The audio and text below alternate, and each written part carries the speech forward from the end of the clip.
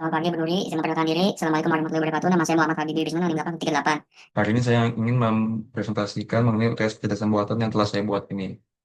Ini ada grafnya Kota Jawa Timur. Langsung saja kita ke nomor satu. Yang pertama ini adalah state space.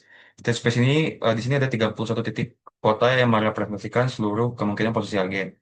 Kedua adalah initial state. Initial state ini adalah karena NIM saya 138, maka initial state saya ada di Malang. Lalu ketiga adalah goal state. Goal state ini adalah dari NIM saya ini adalah situ Bondo.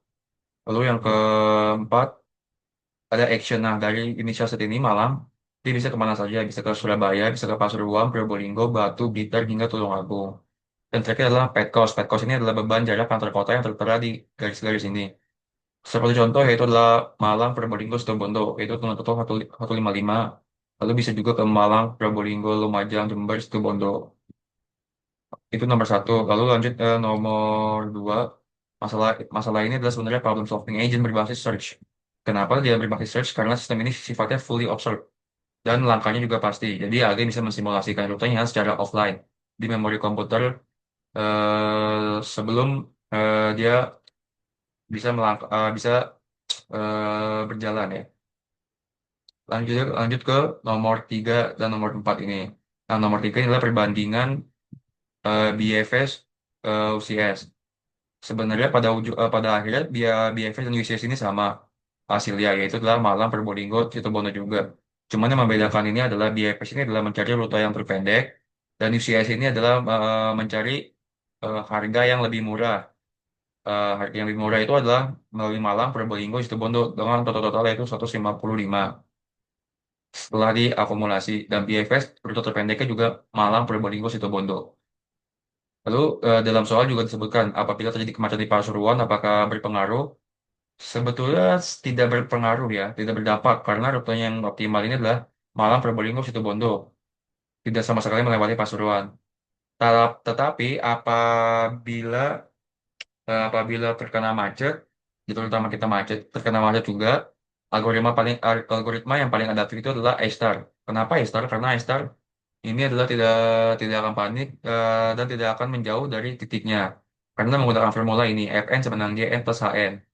Yang menjaga algoritma agar tidak salah arah gitu dan tetap tujuannya tetap ke si situ Bondo ini. Lalu lanjut ke nomor 5. Sebenarnya heuristik yang saya pilih ini adalah jarak eh, garis lurus atau straight line distance. Dengan cara kerja menarik garis lurus dari kotak agen saat ini itu Malang, lalu mati Probolinggo dan langsung ke situ Bondo.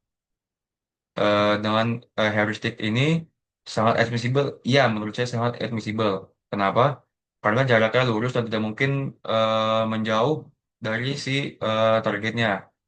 Dan syarat mutlak ini adalah harus optimis. Secara geometris juga seperti saya bilang tadi, garis cuma lurus doang dan tidak ada jalan lebih pendek lagi selain itu.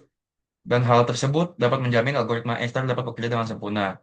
Lalu untuk nomor 6 ada actuarial search, yaitu yang pertama ini adalah ada pemodelan skenario, yaitu adalah interaksi kompetitif antara agen A yang mencari rute tercepat dan melawan agen B yang sabotase kelancaran lalu lintas.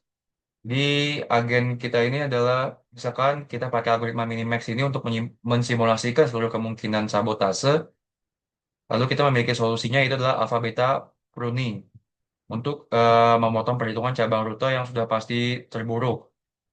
Hasilnya itu adalah sangat hemat memori dan agen bisa meresponnya dalam sekejap. Ini jadi kita tak perlu menghitungnya hingga titik akhir. Lalu lanjut saja ke nomor terakhir yaitu adalah nomor 7. Nah, ini algoritma genetika berbeda dengan rute-rute yang tadi sebelumnya.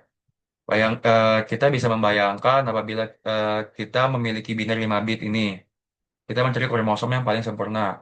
Untuk tahap pertama ini adalah kita mengevaluasi fitnessnya. Untuk I1 ini ada fitness ada 3, I2 fitnessnya ada 3, I3 fitnessnya ada 3, I4 fitnessnya ada 2, I5 ini fitnessnya ada 3, I6 fitnessnya ada 3. Fitness ini dari mana sih sebenarnya? Dari bit satu ini. Seperti dengan contoh I1 ini 1010, satu, satunya ada 3, dan seperti I4 ini angka satunya ada 2, berarti fitnessnya cuma 2. Jadi total fitness ini semua ada 17. Dengan rata-rata populasi itu masih rendah di sekitaran angka kalau tidak salah hitung itu 2,83. Lalu ada tahap seleksi menggunakan roulette wheel ya. Nah, untuk roulette wheel ini individu yang kuat memiliki peluang yang sangat lebih besar untuk kawin dan mewariskan gennya. Karena yang paling gede ini adalah 17,65% sangat dominan dibandingkan I4 yaitu hanya 11,76%. Jadi roda roulette ini akan mensimulasikan terpilihnya individu kuat. Jadi kasarnya itu adalah terbentuk dua pasangan. Yang pertama I1 dan I2 serta I5 dan I6. I5 dan I6.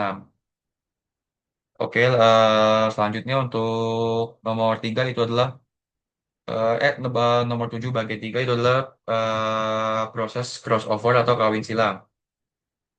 Proses crossover ini adalah kromosom induk ini akan bertukar mungkin menggunakan one point crossover setelah gen ketiga.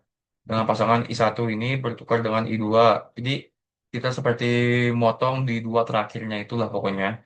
Di kepala I1 ini menempel pada ekor I2 melahirkan anak ini 1100. Sebaliknya untuk kepala I2 memotong berkawin silang dengan ekor I1 dengan hasil hasil akhirnya itu adalah 11101. Lalu pasangan keduanya juga sama seperti itu. Mungkin kita lanjut ke proses mutasi. Proses mutasi tahap ini adalah evolusi ini tidak akan maju jika kita mengandalkan crossover saja seperti tadi. Karena populasinya itu bisa stagnan.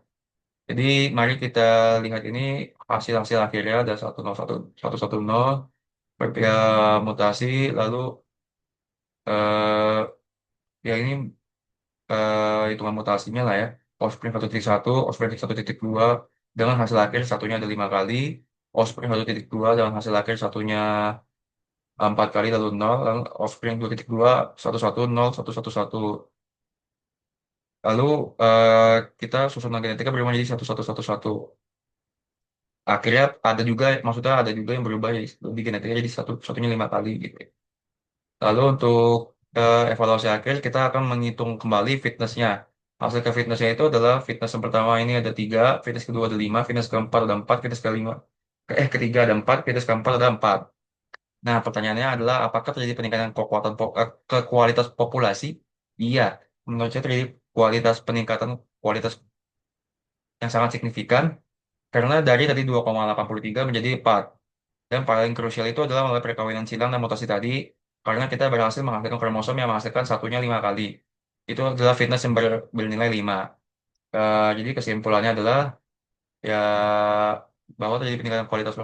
Kesimpulannya ini adalah peningkatan kualitas populasi yang sangat tajam ini dibuktikan dari lonjakan rata-rata fitness lah. Jadi itu saja sekian dari saya. Terima kasih. Bu Duri, mohon maaf kalau salah. Wassalamualaikum warahmatullahi wabarakatuh.